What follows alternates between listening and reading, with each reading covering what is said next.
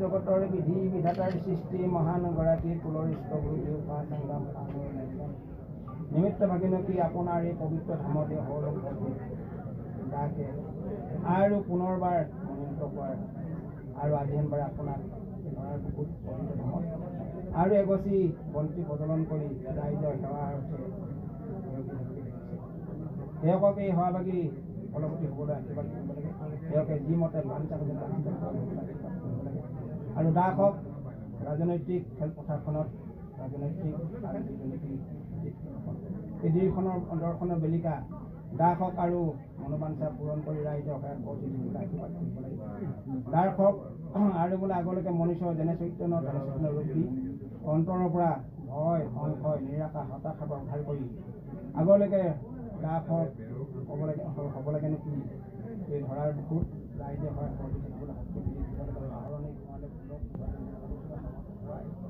জ্ঞানে গৰিমাই বুদ্ধিযুক্ত জ্ঞানযুক্ত কৰি তুলি আৰু দাস হওক আগলৈকে শত সহস্ৰ অস্ত্ৰ শক্তি দি দাস হওক হ'ব লাগেনো কি ধৰাৰ বুকুত যিখিনি কৰ্মৰে